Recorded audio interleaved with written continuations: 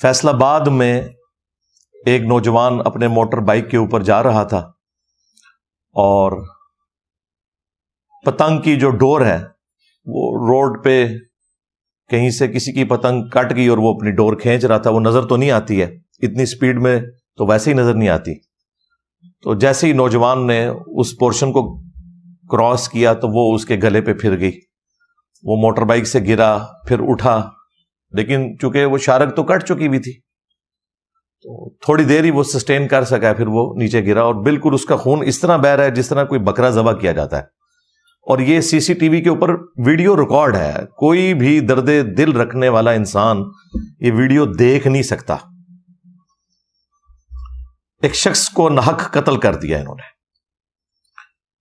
وہ تو حادثاتی موت مر گیا، شہادت کی موت ہے اس کے لیے. اللہ تعالیٰ اس کی غلطیوں سے درگزر فرمائے، اس کے لواحقین کو صبر دے اور اس صبر کے اوپر اجر عظیم عطا فرمائے. لیکن یہ بہت بڑا پیغام ہے ہماری ریاست کے لیے، عوام الناس کے لیے، اور یہ تو ان درجنوں واقعات میں سے ایک واقعہ ہے جو آپ کو ویڈیو پہ نظر آ رہا ہے. ورنہ یہ جو بسنت کے مہینے ہوتے ہیں، یہ مارچ اپریل، جن میں ذرا ہوا بھی سازگار ہوتی ہے، صرف لاہور سٹی کے اندر درجنوں میں واقعات رپورٹ ہوتے ہیں. کوئی اکا دکا بندہ ہی ہے کہ جو بچ جائے، جس کو زیادہ گہری نہ چوٹ آئی ہو. ادروائز اس جگہ پہ تو ہلکی سی بھی ڈور پھر جائے. ایون یہ ڈور آپ آئی سی یو میں رکھ کے بھی کسی کے اوپر پھیرے نا تو وہاں پہ بھی موجود ڈاکٹر اسے نہیں بچا سکتے، کیونکہ شاید کٹ جائے. تو اس میں تو یہ چکر ہی نہیں کہ آپ نے ٹائملی مریض کو پہنچایا یا نہیں پہنچایا، وہ تو وہیں ختم ہو گیا، کیونکہ اتنا بلڈ لاس کر جاتا ہے کہ اس کی ریکوری ممکن ہی نہیں تھوڑے سے وقت کے اندر. اور پھر جب یہ شارک کٹتی ہے تو پھر یہ تو آپ کو پتا ہے اسٹریچ فارم میں ہوتی ہیں، اتنی دور چلی جاتی ہیں کہ انہیں جوڑا ہی نہیں جا سکتا. اتنی دیر میں بندے کی ڈیتھ ہو جاتی ہے. تو یہ ویڈیو رات کو مجھے ہمارے اکیڈمی کے ایک بھائی نے دکھائی تو میں کانپ گیا. میں نے کہا کل ہماری ذمہ داری ہے کہ اس کو ٹاپک بنا کے کرنٹ افیئر کے طور پر ضرور ڈسکس کریں، تاکہ لوگوں کے اندر اویئرنس پیدا ہو کہ یہ ہم لوگ کس طرف جا رہے ہیں. بسنت کے نام کے اوپر، پتنگ بازی کے نام کے اوپر، اسے کئی ایک ہمارے میڈیا پہ بیٹھے ہوئے اینکرز حضرات بھی اسے پاکستان کا کلچر بنا کے پیش کر رہے ہیں. ضرور کریں، ہمیں کوئی اعتراض نہیں ہے. صرف یہ ہے کہ ہمارے بچوں کی جانیں آپ لوگ نہ لیں. آپ نے جو کچھ کرنا ہے ایک دوسرے کی گردنوں کے اوپر پھیریں، لیکن شہری علاقوں کے اندر جہاں آلموسٹ 8 سے 10 سال پہلے کا سپریم کورٹ کا ڈیسیژن موجود ہے کہ یہ پتنگ بازی جو ہے یہ بین ہے، گورنمنٹ کی طرف سے بھی بین ہے، یہ سب کچھ غیر قانونی ہو رہا ہوتا ہے. اب ظاہر ہے کہ اس طرح کی جو ایکٹیویٹی سامنے آ رہی ہیں، ان کے بعد اس کا کوئی سولوشن بھی کرنا چاہیے. جانے والا تو دنیا سے چلا گیا، اور یہ نوجوان لڑکا، اس بچے کی تو رمضان کے بعد شادی ہونے والی تھی، اور آپ دیکھیں کہ اس کی ماں کے اوپر کیا گزر رہی ہوگی، اس کی ہونے والی بیوی کے اوپر کیا گزر رہی ہوگی. یہ تکلیف کوئی، یعنی ہم تو صرف ویڈیو دیکھ کے پریشان ہو گئے ہیں، جن کے اوپر واقعتاً یہ تکلیف گزری ہے اس کا کوئی احساس کر سکتا ہے. اور ظاہر ہے کہ یہ اس ماں کے بچے کا جو قاتل ہے وہ بھی کسی دوسری ماں کا بچہ ہی ہے، جو اس قسم کی اوٹ پٹانگ ایکٹیویٹیز کے اندر انوالو ہے. تو میں نے بڑی برین سٹارمنگ کرنے کے بعد 10 نکاتی ایک ایجنڈا آپ کہہ لیں، اسے آپ کاؤنٹر نیریٹو کہہ لیں، 10 علمی پوائنٹس کی شکل میں تیار کیا. میں ایک ایک کر کے ڈسکس کروں گا تاکہ اس ایشو کو کسی طریقے سے ایڈریس کیا جا سکے. یہ اب سمجھ لیں موت کی ڈوریاں ہیں جو کہ پھر رہی ہیں، جن میں نہ قاتل کو پتا ہے کہ اس نے کسے قتل کیا، اور نہ مقتول کو پتا ہے کہ اس کا قاتل کون ہے اور اس کے پیچھے ریزن کیا ہے. بے گناہ لوگ جو ہیں وہ اس میں شہید ہو رہے ہیں. دوسرے لوگوں کی جان لینے کو اتنا آسان سمجھتے ہیں، حالانکہ اللہ کے حضور یہ بہت بڑا جرم ہے. سورۃ المائدہ میں وہ مشہور ترین آیت ہے جو بنی اسرائیل کے لیے اللہ تعالیٰ نے حکم فرمایا تھا، اور اسی کی کنٹینیوشن اس امت میں بھی ہے کہ جس نے ایک جان کو بھی ناحق قتل کیا، انسان کی بات نہیں ہو رہی، جان کی، جان کی بات اس لیے ہوئی کہ کوئی کافر مسلمان کا فرق بھی نہ کرے، جس نے ایک جان کو بھی ناحق قتل کیا سوائے دو استثناء کے، یا تو وہ قتل کے بدلے قتل ہو رہا ہو وہ بھی جوڈیشری کے تھرو، یا پھر فساد فی الارض کرنے والا شخص وہ بھی ظاہر عدالت کے تھرو، یہ دو ایکسیپشنز چھوڑ کے جس نے ایک جان کو بھی ناحق قتل کیا گویا اس نے پوری انسانیت کا قتل کر دیا، اور جس نے ایک جان کو بچایا اس نے پوری انسانیت کو بچا لیا۔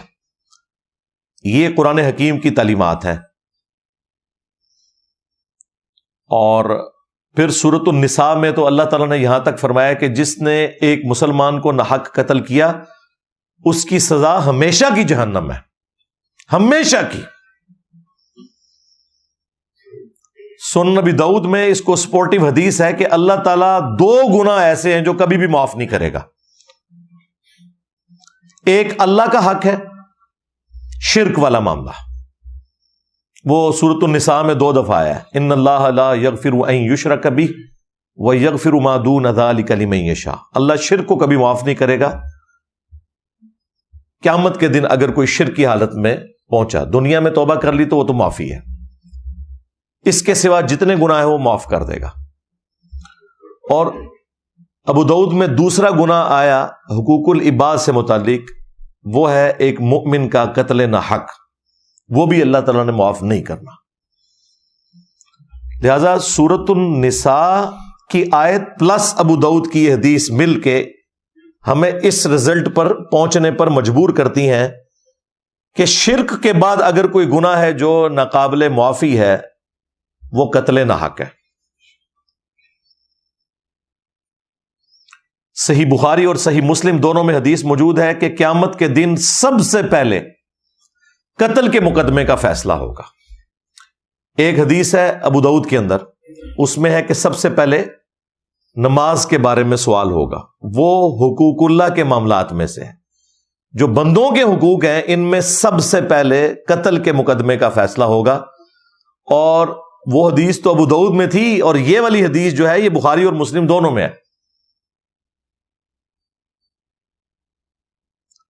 پھر جامعہ ترمذی میں اور سنن ابن ماجہ میں حدیث موجود ہے کہ نبی صلی اللہ علیہ وآلہ وسلم نے فرمایا کہ کعبے کی حرمت اپنی جگہ ہے، لیکن ایک مؤمن کی حرمت اللہ کے نزدیک کعبے سے بھی بڑھ کر ہے۔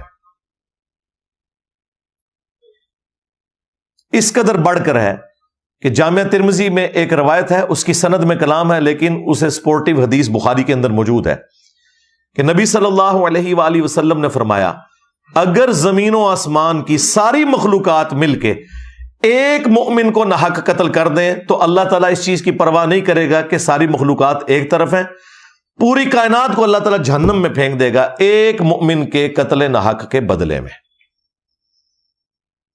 اور بخاری میں حضرت عمر کا وہ فتویٰ موجود ہے، جب انہیں پتا چلا کہ گاؤں کے کچھ لوگوں نے مل کے ایک مسلمان کو ناحق قتل کیا ہے تو سیدنا عمر نے فرمایا کہ اگر یہ پورا گاؤں بھی اس قتل میں ملوث ہوتا میں پورے گاؤں کو قتل کروا دیتا، قتل کے بدلے قتل میں۔